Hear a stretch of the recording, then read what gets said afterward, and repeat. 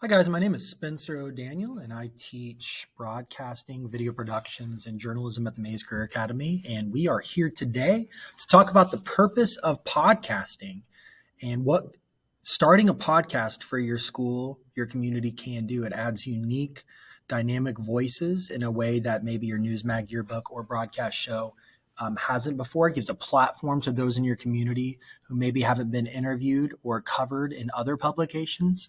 And let's jump into some basics of podcasting in the background. They kind of started back in the 1980s with what we called audio blogs. Podcasts became a big deal through iPods back 2004 to 2006 when iPods became big. Along came the podcast as well, hence the pod that's in both words. Now you got over 115,000 podcasts available in the English language, and their availability is almost the same as what radio is, guys. They're so available. Many are free. And right now, you have about 48 million podcasts. Around 15 to 20% of Americans are actually listening to a podcast at any given time. 30 to 40% really have actually listened to a podcast in the last month or two. Radio is popular, but as you know, with radio, when you're driving, you don't get a customized experience like what you're getting with a podcast. And the reason is because we really select podcasts based on our interests, our hobbies, our love, the things we're into. And that's what the podcast experience can give you is finding those niche podcasts that are specific to your life and things that you can connect with.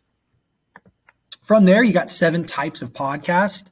You're able to do interview podcasts, conversational podcasts, educational podcasts, solo, nonfiction storytelling, podcast theater, and bite-sized content or limited run series.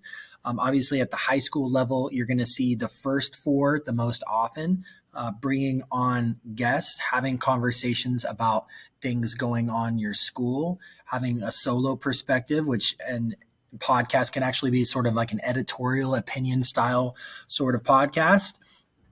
And these are your 7 niche specific areas of creating a podcast. So really the first step is when you're working with your team and you're deciding with your staff of how you want to do a podcast is to decide essentially like what of these 7 types of podcasts are we most interested in doing at our school? And is there 1 podcast? Is there 2 podcasts? Those kinds of decisions have to be made first, right?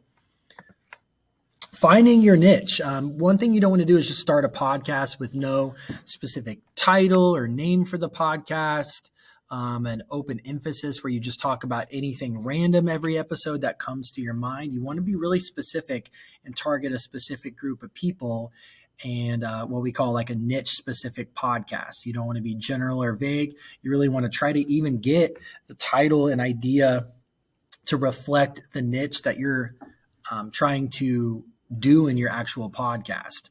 So finding that niche, right?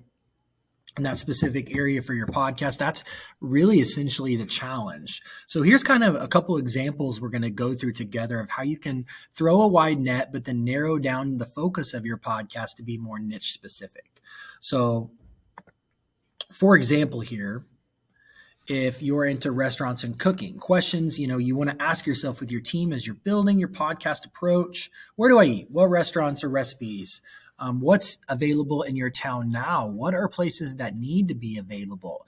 What are those small mom and pop shops that are not getting covered enough, that are doing unique things with their menu or the way they serve guests? What am I knowledgeable about? Who can I bring into that's a subject expert on food, restaurants, and cooking, right? And then you through these questions and these conversations, you narrow this down, right? So you become, as you can see on the slide, we have Wichita restaurants, and then we're going to narrow that down, right, to Wichita's newest restaurants. And then how about Wichita's newest restaurants on the west side of Wichita that are small business locally owned? And then sometimes, guys, you even have to backtrack because you've actually become too niche, too narrow in your approach where you're not going to pick up enough of an audience, and you backtrack a little bit and you widen that net, right? So idea number 4, as you see, it says, wait, shouldn't I just cover all locally owned small business restaurants with authentic food and original cuisine? Okay, I think I got this. I'm going to do a podcast on non-traditional restaurants in Wichita or my town that are locally owned with unique menus that have opened in the past 2 to 3 years to give a voice to those places that aren't a franchise or aren't a large business or food restaurant, bring those local owners in, try some dishes on air, talk about their food, talk about what they offer, and give a platform to these small local businesses that maybe hasn't been provided before. And that's just one example of how to start wide and approach with selecting your niche and your topic area for podcasts, and then really narrowing it down. So then you can begin to put, schedule your guests. You can select a title. You can begin to build a logo for your podcast. You can begin promotion. You can begin to connect with your guest and even schedule podcast out and really get the ball rolling on the production and shooting side of the podcast. So, if you're a college student, obviously being a college student is a wide net, right? So like, how do you narrow being a college student down? You narrow it down to being a first generation college student. You narrow it down to being a non-traditional. You have these wide areas, but what you have to do with your staff and your team is figure out, who's your audience first. It's always going to be teens, right? You talk about that in Yearbook, News Magazine, your broadcast show. Your first appeal, the first audience you're trying to connect with is your teen audience within your schools. Secondly, your community. Your school community, that is. And then third, your parents, your grandparents, and the people that love and care about all the people on the team and the content and making a connection with them. But really, you're first having conversations about what is a podcast that my school needs? Who's a group of people that are underrepresented and need their story told? Is your school really great at sports, for example? Should you consider a sports-focused podcast? What about the people that are not your standard athletes, or not the people that go to games, or into recreation and hobbies and interests outside of the school? Could you start a podcast spotlighting some of those individuals in your school?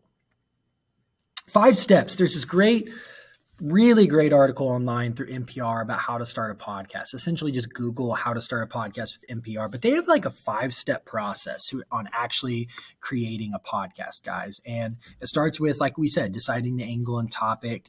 And then the next thing is, we haven't really talked about this, is your sound and audio needs. Are you going to do an Audition or Audacity podcast with a mic and a computer and just your voice? And this is something that you could put on different websites, different platforms to get more exposure to your podcast. Or you could actually take the plunge, Joe Rogan style, and get in front of the camera with your subjects, with your co-host, and and add faces to the podcast. That's what we do at the Maze Career Academy. We have a Tea Time podcast and a Spotlight podcast. And one thing our students really wanted was to add personality and a people connection to the podcast by getting in front of the camera and shooting that style. There's a lot more pressure. People will see your expression. They'll see how you feel about certain answers from your guest. There is an added pressure when doing an in-person with characters in front of the camera sort of podcast. So I would encourage you that if you're trying to build your voice and build the confidence in your podcasters, maybe it is time to start with just an audio podcast and then eventually transition into an in-person, in front of the camera podcast, like you'd see, like we said, Joe Rogan style, Barstool style, NPR, ESPN podcast, things like that. The interview prep and research is so essential. Step 3, right? Like, you really need to know what you're talking about, prepare a list of questions, know something about the person's background so that this conversation isn't jumbled, isn't all over the place. You look professional.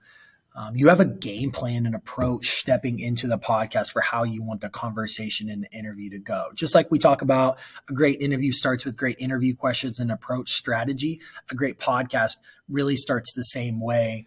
And communicate, especially when you have a co-host, you really want to communicate the target focus of the podcast. You don't want to talk about 10 or 15 things in a podcast. You want to really pick 3 to 5 topics in a 8-10 minute or even up to a 10 or 15 minute podcast to dive in on. And while you can plan your approach and have notes on your phone of the questions you're going to ask in your podcast, don't be afraid to be a sponge and use those listening skills and step away from the planned questions and really consider those follow-ups to dive into specific things that your guests are saying that need more information on and are super interesting and you want to cover. Some of those unplanned portions of a podcast or interview where you ask those follow-up and keep diving in on something interesting can be some of those golden nuggets, special moments of your podcast. Okay. And then obviously you see step 4, starting small. I said 10 or 15 minutes, but why not even start small with a good 3 to 5 minute podcast and really building your confidence behind the microphone or in front of the camera, and learning the flow of listening versus asking questions. Another thing is like getting on the same page as your co-host on who's asking questions when. Are you going to rotate questions? Building in just like laugh and reaction time, and connecting and getting a vibe together before you even step in front of the mic or in front of the camera. The best podcast guys, step 5, they're conversational, they're relaxed, they're unscripted conversations. We shouldn't really even be able to tell if you know the guest or don't know the guest because of your approach on making the guest feel comfortable, smiling, thanking them for coming onto the set, even on camera and you're still recording, thanking them for their time. You enjoyed specific parts and actually linking back to a specific part of the conversation that you thought was really interesting and giving them credit for certain things they even shared with you and the chances these guests were willing to take by telling their story. Let the conversation be flexible, let it be fluid. Don't stray away from the hard questions and things that evoke feelings and emotions, and watch the audience increase naturally once you build these really authentic, genuine conversations. Okay. I like when my kids start podcasting for the first time, you kind of see this last slide. I shoot for 8 or 10 minutes. They have a partner. They got to have an intro, a name for the show. They have to have some talking points. They can design some cover art, even in Canva if they're not a graphic designer. And that's kind of like how I get my kids started thinking about podcasting when we're in Seamless Productions or we're in a podcasting unit. But that's essentially, like I said, that is the purpose of podcasting. And hopefully this little mini presentation can get a school that's new in podcasting to take the plunge and try an audio podcast. If you've been doing one, consider a new approach, consider narrowing down your niche specific podcast and taking a different angle, or even getting in front of the camera. And obviously for the seasoned advanced podcasts, considering new question options, considering different cover art, a tag, a slogan, a tagline, something that makes your podcast stand out and begins to build the credibility and is marketable even in your community. And even maybe begin to start selling advertising for your podcast if you have enough of a following and you have some great analytics on your podcast. So again, awesome ideas to start your podcast, build your podcast, take that podcast to the next level. The purpose of podcasting in your community can be an incredible new student media voice that you can provide. I'm Spencer O'Daniel with Seamless Productions at the Maze Career Academy, and thanks for joining me, guys.